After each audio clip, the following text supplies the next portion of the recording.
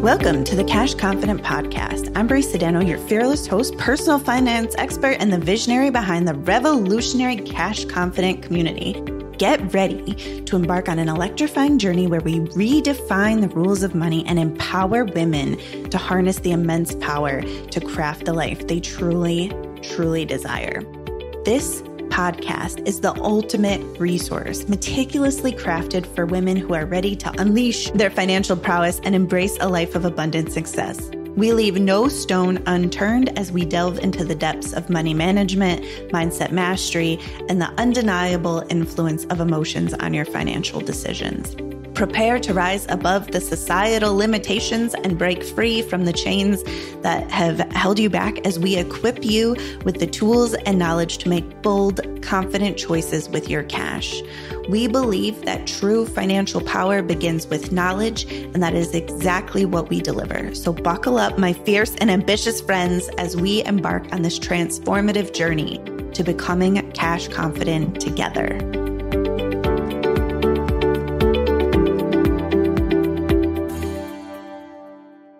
Oh, hello. Today we are talking about power and money and how to have more power in your relationship with money.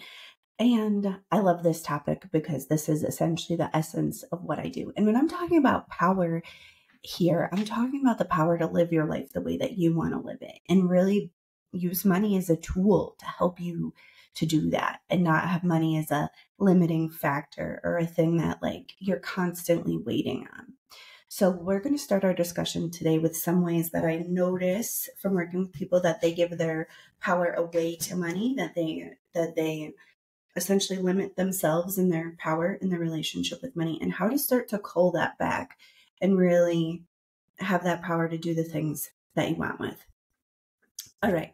So one of the first ways that I see people give their power away to money is to set money as its own goal. Now, where I'm not talking about is financial goals. Having financial goals makes sense, right? That's the thing that we want to do. But we'll call it chasing money. When money is the goal instead of the service or instead of doing the thing that you want, we end up giving a lot of power away to money. And really what it can end up costing us is living a whole lifetime doing something that we don't want to do, right? So for example, I want to break a pretty common limiting belief here. So people come to talk to me all the time and they're going to go to school to do one thing or another. And when I'm like, wow, and it sounds like you don't actually want to do that at all. What's going on here? They'll be like, oh, well, there's a lot of money to make in this field. And I'm like, that's interesting. There's a lot of money to make doing whatever it is that you want to do. And there's not money's not a guaranteed on any road. I've worked with lawyers who are starving, living at their parents' house, not able to pay their student loans. And I've worked with lawyers making millions of dollars. And I've worked with social workers making $24,000 a year in the middle of the night, at certain kinds of clinics. And I've worked with social workers making millions of dollars in their own practices, right? So it's and if I was to say that about any profession, there are chefs that are barely able to make ends meet. They're world famous chefs making tons of money, right? And so every single profession that there is, any way that you could do your work, there's both a way to do that work and make a ton of money, and there's both a way to do that work where you make hardly any money. And so when it comes to the power to make the decision, that's one of the biggest ways people give their power away. And it's a costly decision to the quality of your life, right? Even if you make a lot of money, even if you're very financially successful, if you spend 8 hours a day doing something you don't want to do, or you are pining to do something different, what did you win? You know what I mean? What did you win? So I want you to understand that one of the ways that you can start to pull your power back from money is to ask yourself, what's the truth of what do I want to do for my work in the world? What do I want to give? Where is it? And I'm talking about the wealth that's inside of you. What's the wealth? What's the way that I make the world a better place and what feels good for me to do? And that's a place that you probably want to be spending your efforts, because that's the place where stuff is easy and fun And like, there's a saying, it's like, well, if you do something you love, you never work a day in your life, right? And so that's a place where when you have a power over your money, when you have the power to say, I'm going to do the thing that I want to do, and the money's going to follow, then that's cool. So that's one way. Another place that people give a lot of power to money is in their emotions, where people do a very big emotional roller coaster. Like when like they get their paycheck, or when, a client comes in or a customer comes in and they have the money, they feel really good and really excited and really grateful and yes, yes, yes. But when the money starts to wane, when the money starts to go out, or is that wax? I don't know. When the money starts to flow out, right? Like then they get tight and a little up. They get tight and crazy and in scarcity, right? And so when our money dictates our feelings, that's another really big place where people give power away to money. And this one is a little bit more difficult to do because we're human beings and we have feelings, and all of that is real and true. But one of the best things I ever did for my business was to separate my emotions from my money. So when my money is good, of course, I'm grateful and I'm appreciative and I love it. And I will lean into those extra good feelings. But when my money is low, I used to really get really low. I used to question myself. My self-worth would go down. I would get really weird in the way that I offered or the way that I sold. And that was so expensive because my lows would get lower because I was acting different, right? And so I started to learn to separate my money from my emotions. And so when I feel really good about my money, I'm like, yes. But also when my money's low, when the money's flowing out, I'm also like, yes, like I'm so grateful for whatever I'm getting for that I'm spending the money on, or I'm just trusting, like I'm starting to learn to feel into the trust of knowing that more money is coming my way. And so separate, like you basically, where I'm going with this is you're allowed to feel abundant, you're allowed to feel grateful, you're allowed to feel appreciative of money even when your money's low. And the more that you can do that, the more authority you're going to have in your own relationship. And it really changes your point of attraction. It really changes the way that the world will interact with you around money. But it's that emotional roller coaster, especially if you have a business. This is especially true if you have a business. That emotional roller coaster that goes up and down with your revenue, or up and down, with your profitability, that is so exhausting. So that's another place that I see people give a lot of power over money.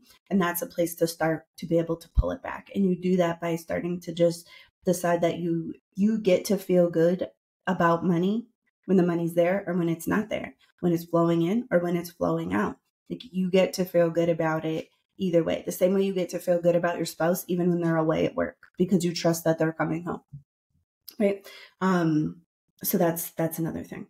All right. So a third place that I see people really give a lot of power to their money is waiting on decisions, waiting until the money is right to make a decision.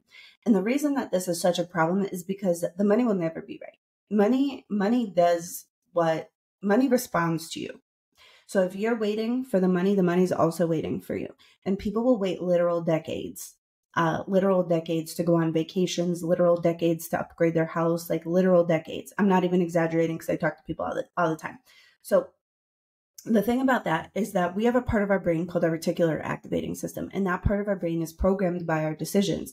And that's when you've made a decision about something, your reticular activating system starts to look for the ways to get it done, starts to look for the opportunity, starts to look for like the how is this going to happen.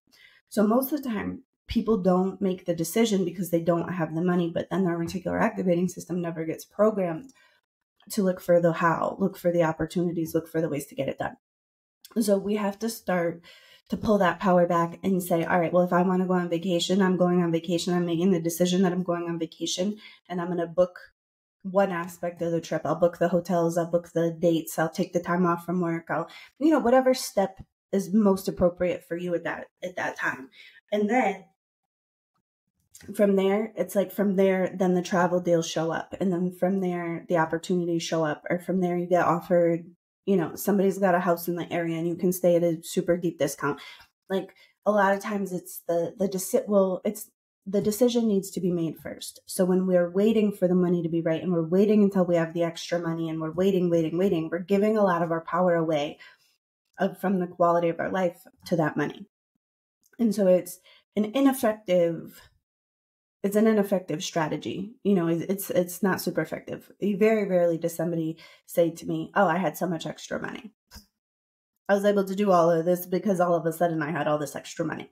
Because it's just not the way that it's a sentence that I don't think I've heard too many times in talking to thousands of people over the last 10 years about their money.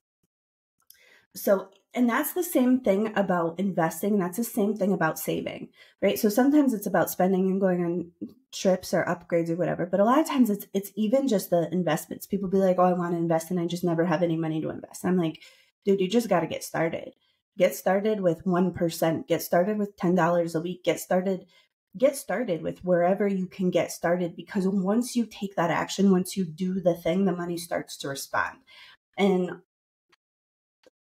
that's the magic sauce. So it's like, if you want to be an investor, just open up the account and put whatever amount of money you can reasonably do.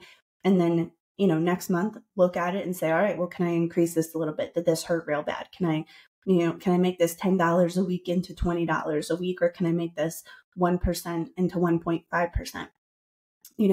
And then from there, you'll be surprised. And there's so much like good feeling, juiciness, watching your money stack and watching your account build up. Like, it's so satisfying. It feels really good to do. So anyways, so that's another place where you can take some power back. All right. The fourth thing that I want to talk about is really around limitations. And this is really a mindset issue. So to really take this power back, you're going to have to work on your mindset quite a bit. But oftentimes people let money, or the lack of money, limit not even just what they do, but even what they want. Right. So sometimes I'll talk to people and I'm like, well, what do you even want? And I'll ask a question. I'll say, hey, well, if I had a magic wand and I could give you anything that you wanted from your financial situation, what are you working toward? What do you want? And they will have no answer.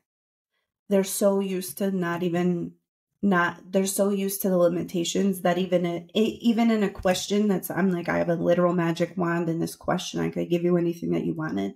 They don't even have a desire. They're so limited. Their thinking has gotten so small based on the scarcity. And so I'll give you a couple tips to start to get around limited thinking. But if that's coming up for you, if you say, I can't even imagine this being easy, I can't even imagine having enough money, I can't even imagine, that's a really good indication that you have a lot of limits to your thinking and that your mental landscape is really small for you. And so one of the things that I like to do is I like to ask questions that, from the perspective of the question, it already puts me on the other side of the limitation. So here's an example. A lot of times people don't want what they want because they don't want to be greedy, right? They're unwilling to be greedy. And so I'll ask the question, well, if you were a greedy person, what would you want? If you were a careless person, what would you want? If you were a selfish person, what would you want? If you were, I don't know, if you were a Kardashian, what would you want? And it starts to just put you on the other side, right? So if you're unwilling to be greedy, if you go to the side, if you move your perspective in your mind to the place where you're already greedy, what would you want? Or if you were already selfish, what would you want? And it shifts that perception. And so that's a place that you can start to find your desires. But a lot of times people don't even know what they want. They're not going after what they want. It's all limitations. And it's often based on the lack of money. So they're like, oh, I don't even want to go to Europe because I can only afford to go to Cape Cod. And it's like, well, all right. But if you can't even entangle with that desire, if you can't even imagine it, your reticular activating system's definitely not going to be looking for it. Like, you're definitely not going to get there. So limitations in your thinking is another place where that reality, right? Like the reality of what is always open to change. Like, life's change in an instant. That's why we buy life insurance or lotto tickets. Like, life can change really, really quickly, but it's like, if you won't even let yourself have the thoughts, if you won't, that mental limitation around your money, then there's nothing for you to get because you don't even want it. Which takes me to my last point around really desire and having the truth of what you want. And a lot of times we got in trouble for wanting too many things when we were kids, right? People be like, oh, I'm not buying that for you, and stop asking. A lot of times too, we have to risk disappointment. We have to risk hard feelings to really, really, really feel into what we want. And so that's another place where people really give a lot of power away, the power of desire. Desire is the current of life force running through you. Desire is where our growth and expansion comes from. Like, everybody that's growing and expanding is following their desire. And so when we have no desire, when we shut that down within ourselves, it's, all of that desire's got to go somewhere, and it's not great. It metastasizes in our lives, in our body. Like, unmet desires, unrecognized, it turns into like resentment. Like, unrecognized desires often turns into resentment and anger and bitterness when we don't let ourselves have our desires. So you can play with desire the same way that you play with limitations. It's like, well, what do I want? Well, what do I want? And whether or not you get it right away or I guess right away is okay, but it's like learning to have a desire, because that desire is super, super powerful. Like, that's the place where we grow and expand. And that's another place where when you have a really good handle on your desire, it's like you will start to have much more power over your money. So those are some things where I see power given away to money, and where you can start to really have power in your money is like, the first thing is to really figure out, well, what do I want? What do I really, really want here? What do I want to be better? What do I want to be different? And then we can start looking at, all right, well, what about my mind needs to shift, right? And so we can start to get over those limitations. And then it's taking the action and getting started, right? It's taking the actions. It's doing the thing. So if you want to save and invest, it's opening the account and getting started wherever you can get started today. Or if you want to travel, it's booking the hotel room, or, or making the calls to the places, or putting the money down on the flights, or whatever it is. And then it's learning to feel good regardless of what your money is doing. It's learning to feel good when your money's up. It's learning to feel good when your money's down. It's learning to become an abundant person and trust that the money's coming back even when the money flows out. That's a place that a lot of people get really, really tangled up. It's because the nature of money is to flow. It's an in and it's an out, right? So it's like your paycheck comes in, your paycheck goes out. Your revenue comes in, your expenses go out. The tide comes in, the tide goes out. Your breath goes in, the breath comes out. And when we're afraid to let that money go out, it's unhelpful. It just doesn't work real great. Right? So starting to separate your internal state. So you have power over your internal state. Your internal state isn't dictated by where your money is at today. That's a really, really big place. And then doing the things that you want to do, serving the world the way that you want to serve the world, and not having money be the goal. And I'll tell you, money is a terrible goal because people are not satisfied ever. Like, we're not supposed to be. We're supposed to grow and expand. We're supposed to want more. We're supposed to do more, right? And so if money is the only goal, what ends up happening is there's so many ways to make money that you cannot get a clear decision on anything. Right? There's so many ways, even if you're in your business. And so I'll give you an example, because I've totally done this, where I'm like, all right, well, I want to make, an extra $30,000 this month. So how could I do it? And I'm like, well, I could offer this, and I could offer this, and I could offer this. And then I get into the pricing, and I get into the upsells and blah, blah.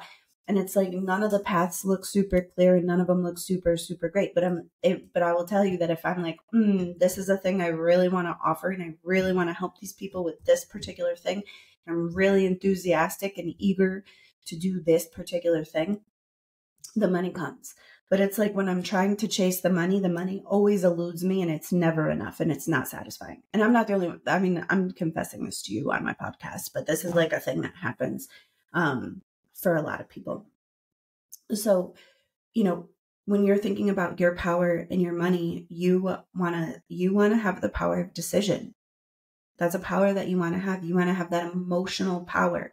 You want to have the power of desire and clarity. And you want to have the power to take action and trust that the money's going to be there for you. Like saving the money, investing the money, starting to do the things and really starting to take control of the life that you want to live by starting to harness that money. So those are some ways that you can start to have some more power over money. All right. I hope you learned something. I hope this was helpful for you. Please leave a review on my podcast and please share with a friend. All right. I love you. I appreciate you. Thanks. Bye. It was my pleasure and joy to talk with you today. Thank you for listening. If you found value in our conversation, I kindly ask you to share the show with a friend who deserves to unleash her financial power. Your feedback is so valuable to me. So please take a moment to leave a review. Together, we can amplify the message and bring more money into the hands of good women. For ongoing guidance and unwavering support on your financial journey, I invite you to join the Cash Confident community. Visit www.cashconfident.com/join to become part of our powerful community of women where we uplift and inspire one another to reach new heights of financial success. Remember, you possess the power to shape your financial destiny. And with the Cash Confident podcast and the support of our remarkable community, you are unstoppable. Embrace your financial power, create the life you desire, and let's ignite a movement of cash confident women who are transforming the world $1, one decision at a time.